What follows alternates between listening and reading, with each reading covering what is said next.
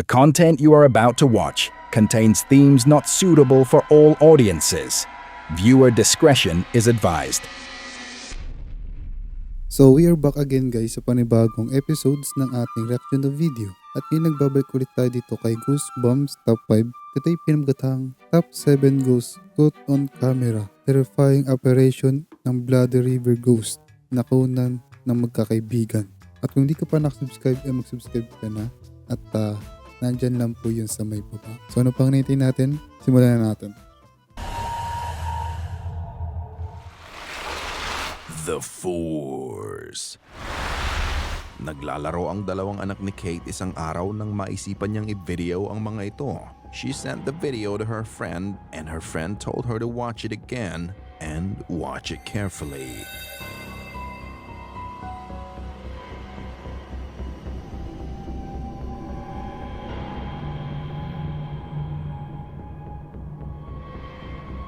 The kids were just having fun with the number board nang bigla na lang mag-pop up ang number 3. Then it popped out without anyone touching it. Bigla na lang tong lumipad na parang itinulak sa ilalim. Ang sabi sa comment, ito daw ay kagagawan ng toddler. Right before it happened, gustong kunin ng toddler ang number 3. Then tinitigan niya ito at doon na biglang nangyari ang pagkakaalis ng pyesa. Did he just awaken the force within him? Ikaw na ang bahalang humusga. Spirit Cat. Tuwing gabi may pusang nagpupunta sa bahay ni Morgan. Pinapakain niya ang pusa kapag nakikita niya ito at kapalit naman nun, babantayan ng pusa ang bahay niya buong gabi. Pero nagtataka siya bakit tuwing umaga, hindi niya nakikita to. Isang beses, chinek niya ang CCTV kung saan nagpupunta ang pusa matapos nitong magbantay sa kanila. Nagulat na lang siya sa kanyang nakita. Turns out the cat ay okay.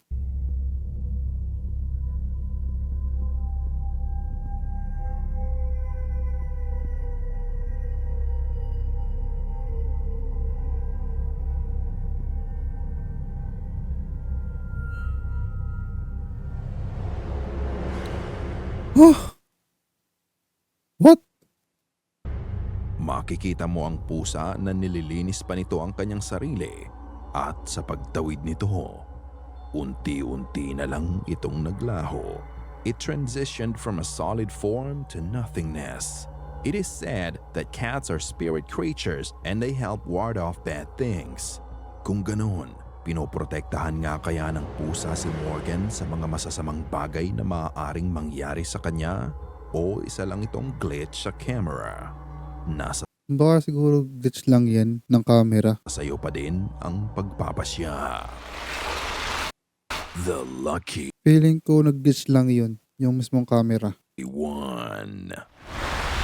Ang videong ito ay hindi tungkol sa paranormal pero sigurado akong mas nakakatakot pa to sa mga videong napanood nyo. Ang horror dito ay ang mga kaganapan na muntik nang mangyari. Si Jacinta at ang kaibigan niya ay nagmamaneho isang beses sa gitna ng kakahuyan. They were just simply having fun. What they didn't know was that they were just a few moments away before disaster strikes.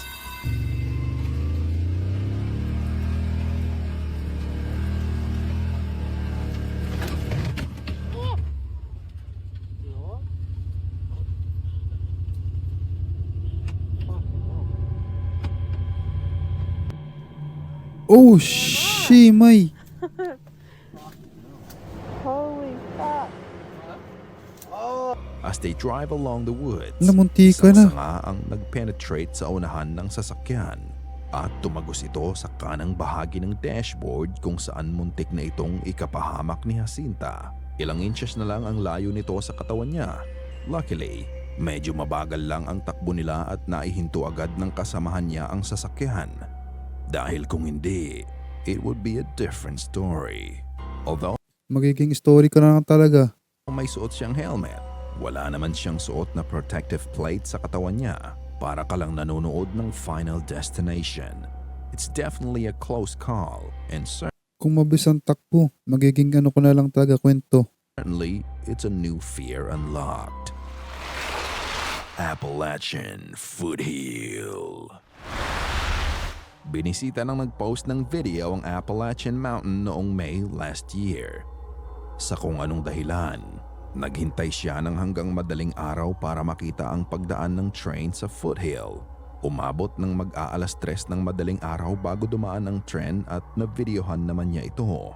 Ngunit sa pagdaan ng tren, may naramdaman siyang kakaibang presensya sa likod niya. Kaya pagtalikod niya, ito ang kanyang nakita.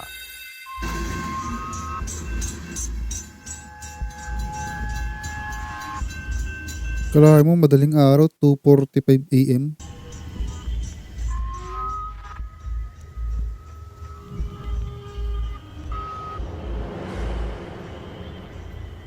Putek yan.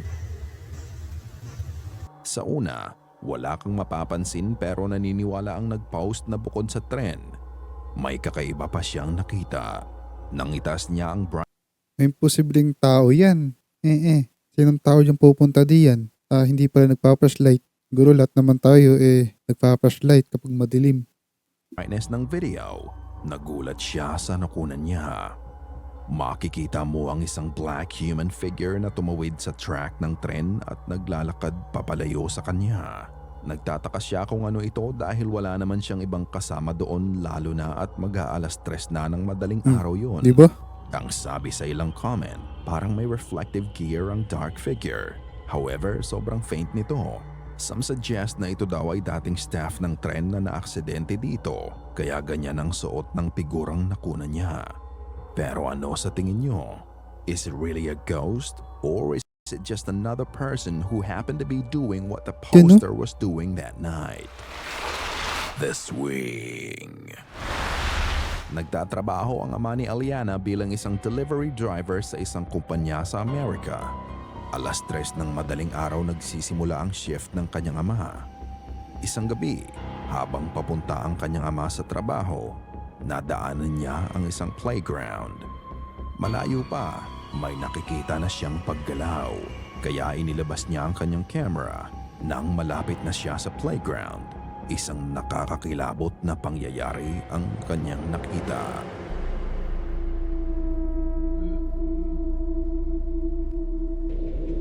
Hala! Ano yun? Alas 3 na madaling araw? Sino na maglalaro dyan? Pina mo, kapag wala na yung ilaw, madilim na.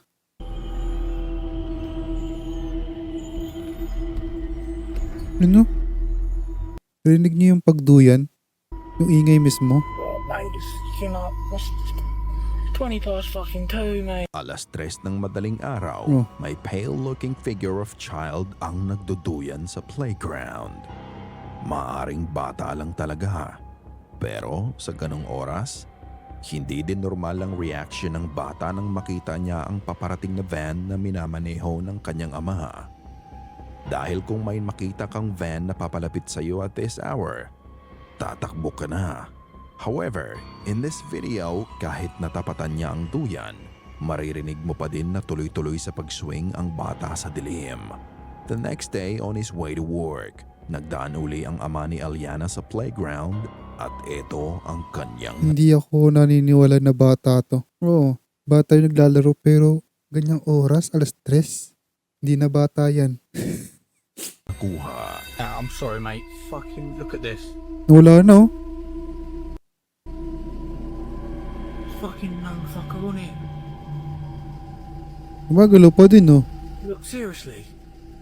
This time, makikita mo na nagsiswing mag-isa ang duyan kahit wala namang tao doon. Umuulan pa nang balikan niya ang playground ng madaling araw na yun, kaya lalong imposible na may bata doon. Ang ibig ko sabihin kanina, sa sinabi ko, hindi na tao yun, yung nagduduyan na yun, yung nakita nung lalaki.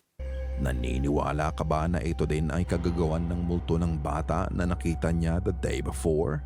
Ito ba ay kaluluwa o illusion lang na gawa ng ating mapaglarong isipan? Sa huli, nasa iyo ang pagpapasya. Alas 3 na madaling araw, sino maglalaro dyan? Na bata. Kung meron dyan maglalaro dyan, dapat may kasamang magulang. Pwede pa yun. Ay hindi, mag-isa siya oh. Ikaw na ang bahalang humusga. Batang multo, pero hindi na yan taong bata. What?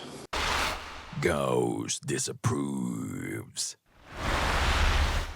Dalawang inosenteng mga bata ang gusto lang mag-record ng kanilang kanta nang simulan ni Bella ang kanyang awit. Dito na nagsimula ang mga kakaibang pangyayari. Guys, it's Bella here, and this might be with Sister Gabby.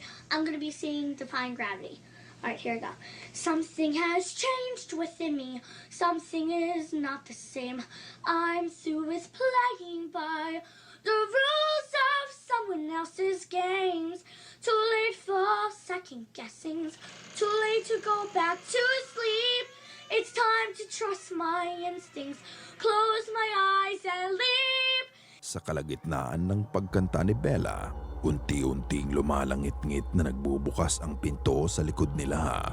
At Napalingon agad yung isang bata eh. Oh. sa pagbukas nito, wala ka ding makikita. It's just totally dark. Sa lakas nga ng langit-ngit ng pinto ay napatingin na lang si Gabby dito, as if she can feel a dark presence Pero yung isang bata, tuloy-tuloy pa rin siya sa pagkanta. looming in. Kahit na nagbukas yung pinto. Hindi naman ito napansin ni Bella dahil feel na feel niya ang pagkanta.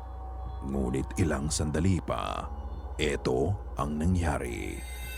It's time to try defying gravity. I think I'll... Ayun.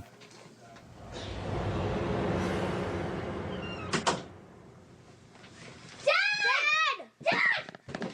Dad!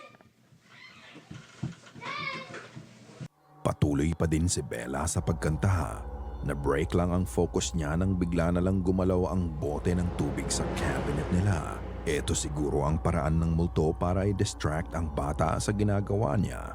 At matapos noon, dahan-dahan namang nagsara ang pinto. Sa kaba ng dalawa, napatakbo at napasigaw na lang silang tumatawag sa ama nila.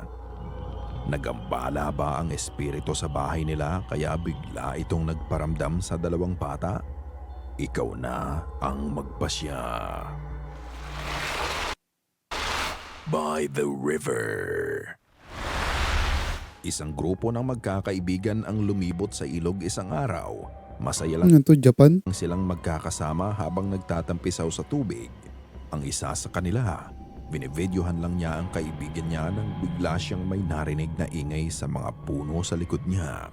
Itinutok niya ang camera sa direksyon ng ingay pero wala naman siyang nakita. Kaya pinagpatuloy lang niya ang pagve-video sa mga kaibigan niya. Ngunit pag-uwi nila, may napansin siya na nagbigay ng kilabot sa kanya. Ay, Japan nga.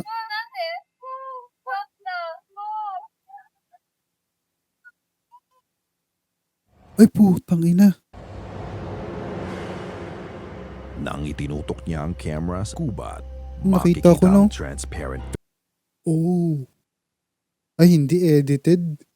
figure ng babae ang nakatingin sa kanila sa likod ng puno. Bakit ganun? Parang edited. Hindi niya ito napansin pero ito ay rumihistro sa camera. Ang babae ay parang nakabalot ng puting tela na may bahid ng dugo sa katawan niya. No? Maiitim Para siyang edited. ang mga mata at labi nito. At tila pinagmamasdan lang sila. Ito ba ay kaluluwa ng babaeng pinaslang sa lugar na to o simpleng kaso lang ng pareidolia? Ikaw na ang humusga. Sana ay Para kasi siyang edited eh, no? Yun, no? Para siyang edited. So anyways, yun lang. Ingat and God bless. See you in the next one na video. Alam.